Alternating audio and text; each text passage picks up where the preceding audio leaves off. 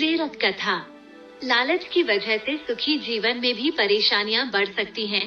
इस बुराई को जल्दी से जल्दी छोड़ देने में ही भलाई है।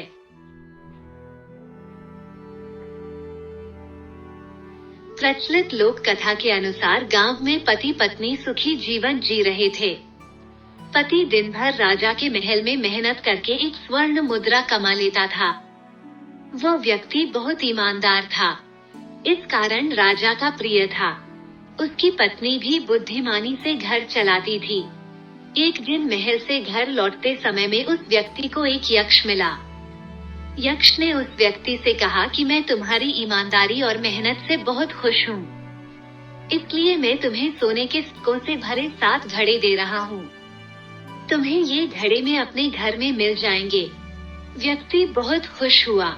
घर पहुंचकर पूरी बात पत्नी को बताई। अंदर कमरे में जाकर देखा तो वहाँ 7 घड़े रखे हुए थे।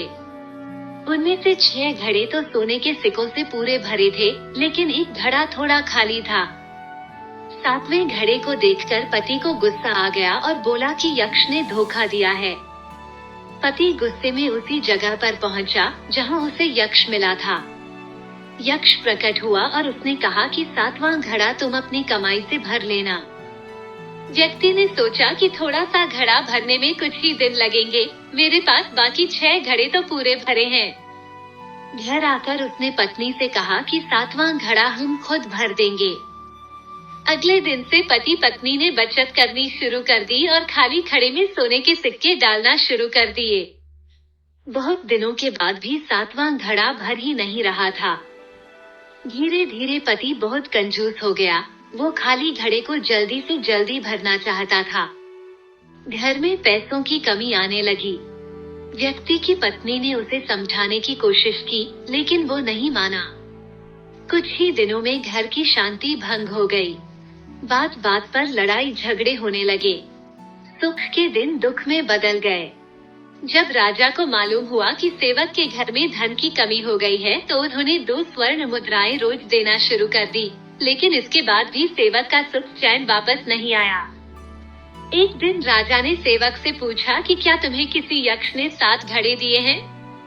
सेवक ने कहा कि जी महाराज। सेवक ने पूरी बात राजा को बताई। राजा ने सेवक से कहा कि तुम अभी जाकर 7 घड़े यक्ष को वापस कर दो, क्योंकि 7वां घड़ा लोभ का है। ये कभी भी भरेगा नहीं। लोभ की भूख कभी शांत नहीं होती है। सेवक को राजा की बात समझ आ गई और उसने 7 घड़े यक्ष को लौटा दिए। इसके बाद पति पत्नी दोनों सुखी हो गए।